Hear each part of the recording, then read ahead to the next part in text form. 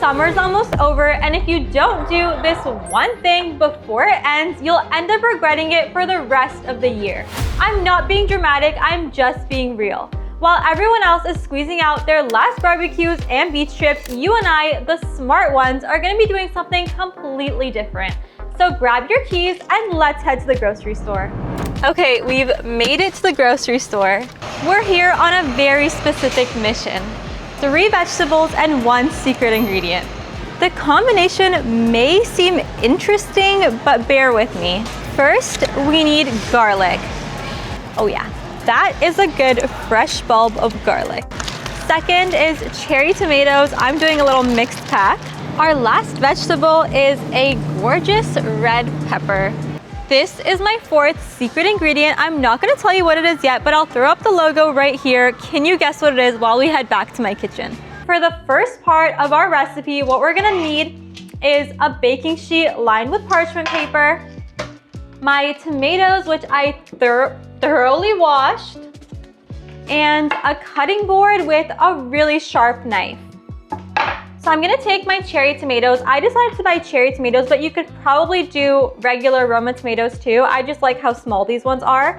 And I'm gonna cut them lengthwise down the middle. So down where the little stem is, we just cut them in half, and that's it. I'm just gonna do those for every single one of these little tomatoes. So the funny thing about this recipe is that it actually launched my social media career. So I was just kind of making videos for fun on Instagram. And when I posted this video, it absolutely blew up. And it kind of just took me from doing this for fun to doing it as a full-time career. So I love this recipe and I'm very thankful for it. It's not really end of tomato season yet because I'm trying to get you guys a head start on making this recipe.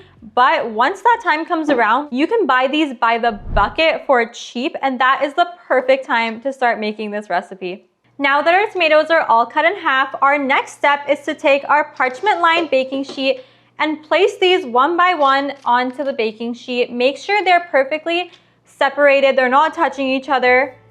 And we kind of just line them all on there, just like this. My 2 trays of tomatoes are ready and they look like a tomato rainbow. I love the way it turned out. So now the last thing we're gonna do is sprinkle all of these with a little bit of salt. These are gonna roast low and slow while we move through our other steps, and then we'll come back to them. Into the oven they go. For part 2 of our process, we're gonna need our red peppers. Now at this point, you might be thinking, what the heck is this girl doing? But I promise it'll be so worth it in the end. What we're gonna need is our red peppers, and we're also gonna need some tongs, and I'm gonna bring you over to the stove for this next part, so let's go. There's a few ways to do this. I'm actually gonna do it on a gas stove, so we're gonna roast our red peppers, but if you don't have a gas stove, you can also do it in a pan or in an oven, and I'll leave the instructions for how to do those in the description. But right now, what we're gonna do if you do have a gas stove like me is you're gonna hold your pepper with some tongs and you're gonna just put it over the flame and very slowly just keep turning it and turning it. Let it roast a little bit, turn again until you start to see black spots all over your almost roasted red pepper. Okay, this is what you want your red pepper to look like, almost black all over. The skin is already starting to peel. So I'm gonna grab some plastic wrap and really quickly drop my roasted red pepper into this plastic bag, close it, and it's gonna sweat it out for 30 minutes, and that's gonna make it really easy to get rid of the skin and kind of roast our pepper at the same time. While we wait for our red peppers to sweat, the third part of our process involves cutting up all of this garlic. One of the worst things ever is chopping up garlic because you have to peel these. And I prepared 2 hacks that I'm hoping are gonna help me peel them really quickly. One includes a knife and one includes a jar. We're gonna see which one works better. The first hack that I found is to crush the garlic. Okay, requires some upper body strength. No, I got it. I got it. Okay. So you crush it, kind of separate the little cloves a little, and then you're supposed to take each clove of garlic and crush it again with the knife, just like that. and then apparently the skin will peel right off. Okay, it didn't peel right off, but honestly that was pretty quick. So there's one clove. I will say your garlic clove is gonna kind of smush, but for what we're doing, it doesn't really matter. For the second hack, we're gonna take all of these little cloves, separate them, grab our jar. Bloop, bloop, bloop, bloop, bloop. It's clean because it still has the shell on it. And I'm gonna wash them later, okay? Don't judge. We're gonna close it, and then we're gonna...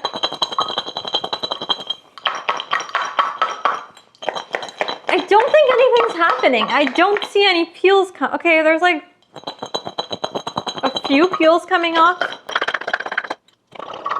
Let's see.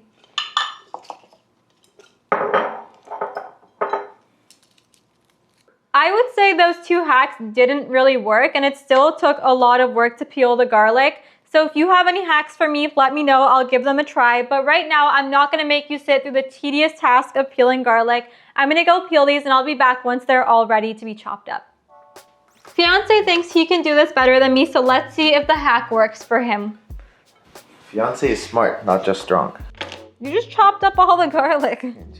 Ooh, okay. Okay, use a plate, not a knife, and you can do all of them at the same time. Okay, after Fiance's little hack, we actually got through the garlic pretty quickly, and now they're all clean and peeled, and the last thing we need to do with the garlic is to chop them up. I'm gonna use a food processor, but if you don't have one, you can also just use a knife to chop it.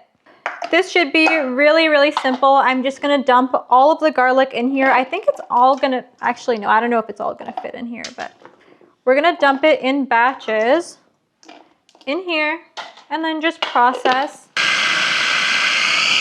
Within like 15 seconds, it should be at the consistency that you're looking for. Very chopped, minced garlic. I'm just gonna set these aside now because we're done with them for now.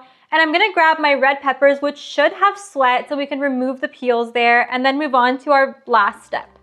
Coming back to our roasted red pepper, they're all nice and sweat and shriveled up. So we're gonna open these up and remove all of the skin, which should come off really easily now that they're fully roasted.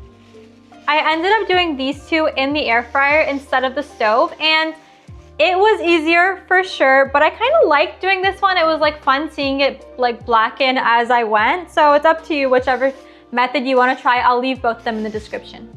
So now all you're gonna do is kind of just remove the peel. It's gonna come right off, but make sure you get almost all of it. Ooh, these smell so good.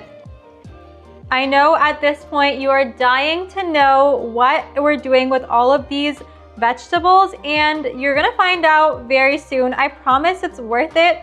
They're all gonna be so delicious, and it's one of those hacks that you're gonna be passing down for generations to come. The last thing I'm gonna do with my peppers is just slice them. The seeds will fall right out. And then it's up to you how big you wanna chop them. I'm gonna do little slices, just like this.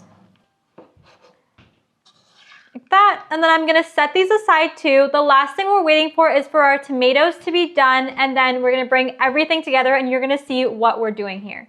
Our tomatoes are now ready, and if you haven't guessed it yet, we're gonna be making sun-dried tomatoes, roasted red pepper, and minced garlic, all preserved throughout the winter months. And that can't be done without our fourth and final secret ingredient, which is extra virgin olive oil, and not just any olive oil. This is from Terra de Lisa, today's video sponsor. Let's go ahead and get started with our preserving process, and I'll tell you why we're using Terra de Lisa specifically for this recipe, and I'll tell you why we're actually preserving these vegetables in the first place too. Let's go ahead and get these out of the way, and I'm gonna go grab the really cute jars that I bought to preserve these in. The thing that most people don't realize about preserving vegetables is that the oil isn't just a medium that you're using. It's actually an active ingredient in the preservation. So the acidity level of the oil, whether it's cold pressed, the origin, all of these are gonna affect how your vegetables taste in 3 months.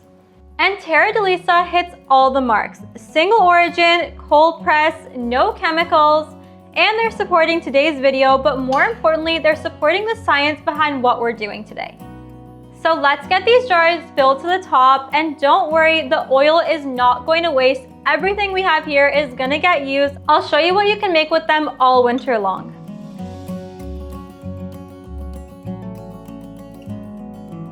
Marley, come here. Hey, sit. Good boy. It's time to fill our jars to the top, and this is what's gonna preserve them for the whole winter. This is my favorite part. It's so satisfying. Just let the olive oil drip in between them. And then once it goes down, then just keep filling it until all the little pieces are filled in. Ooh, yeah. And the best part is, this is gonna give you roasted red pepper olive oil, sun-dried tomato olive oil, and garlic olive oil that you can use in all your dishes. Make sure the olive oil is really packing in between all the vegetables so that they actually get preserved for the winter. Are these not the cutest jars you've ever seen? This is so weird, but I could honestly sit and look at these all day. We're not done yet. I'm about to turn these into the best pasta you will ever have, and you're gonna be so thankful you preserved these so you can have it all winter long. We're gonna make a really simple pasta. The first thing I'm gonna do is add my garlic, and I'm not adding any oil in my pan because there's already oil in here. So I'm just gonna scoop a little bit of the oil with the garlic and just throw that into my pan. And then I'm gonna do the same thing with my sun-dried tomatoes.